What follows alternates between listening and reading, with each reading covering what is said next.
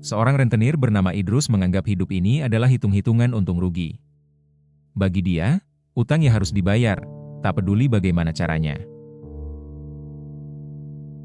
Tapi suatu hari, dia bertemu seseorang yang mengajarinya tentang hutang yang lunas, bahkan setelah mati. Kisah nyata dari Depok ini bukan sekadar cerita horor, tapi pelajaran tentang nurani dan akhir hidup yang penuh keajaiban.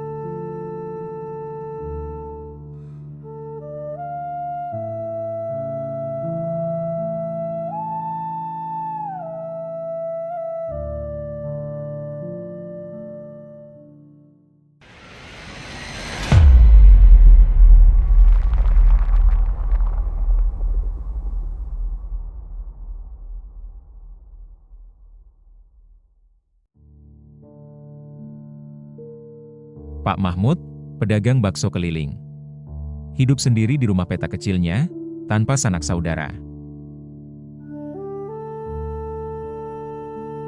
Untuk bisa terus berjualan, Pak Mahmud meminjam uang pada seorang rentenir bernama Pak Idrus. Bunganya tinggi, cicilan terasa mencekik. Tapi demi bertahan hidup, ia tak punya pilihan lain.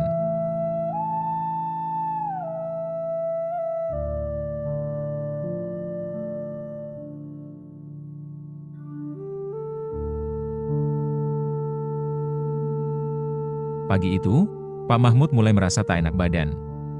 Saat sedang mencuci panci bekas dagangan kemarin, tiba-tiba ia muntah hebat. Tubuhnya lemas, ia tersandar di dinding dapur sempitnya.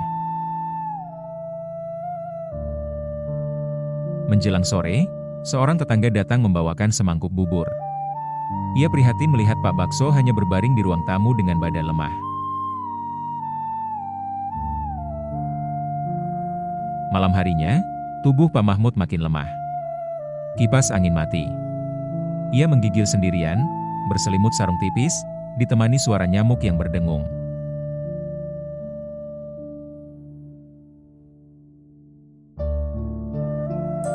Keesokan paginya, Pak Idrus sang rentenir, datang dengan wajah masam.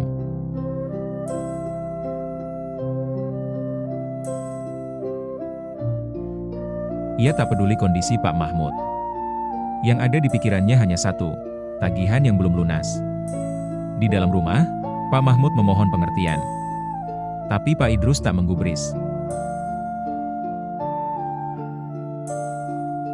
Ia malah menyita radio butut milik Pak Mahmud, harta satu-satunya, sebagai jaminan tunggakan yang belum lunas.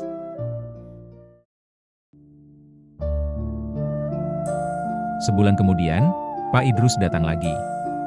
Kali ini dengan kemarahan yang lebih besar. Pak Mahmud tak kunjung membayar. Namun yang dia temui bukan penagihan, melainkan kerumunan warga yang sedang berduka dan berdoa. Saat masuk rumah, dia mendapat kabar bahwa Pak Mahmud meninggal.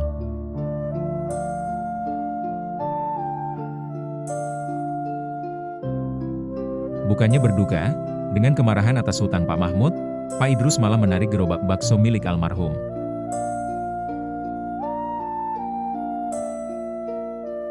Sampai di rumah, Pak Idrus meletakkan gerobak dengan kasar. Lalu mengeluh pada istrinya soal hutang yang tak terbayar. Tapi jawaban sang istri membuat darahnya membeku. Tadi Pak Mahmud datang, menyerahkan amplop ini.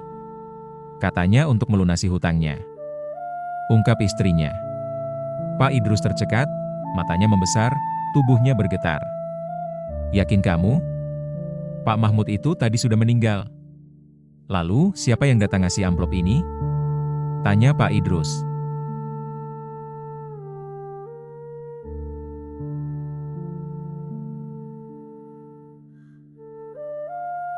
Amplop itu berisi uang, tepat jumlah sisa hutang Pak Mahmud. Tidak lebih, tidak kurang. Dan, di balik uang itu, ada selembar kertas kecil bertuliskan tangan. Maafkan saya Pak. Semoga lunas dunia akhirat.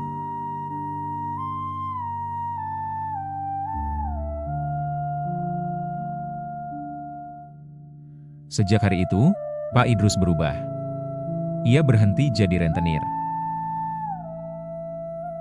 Gerobak Pak Mahmud yang dulu ia ambil, kini ia simpan di sudut rumah, sebagai pengingat dosa masa lalu.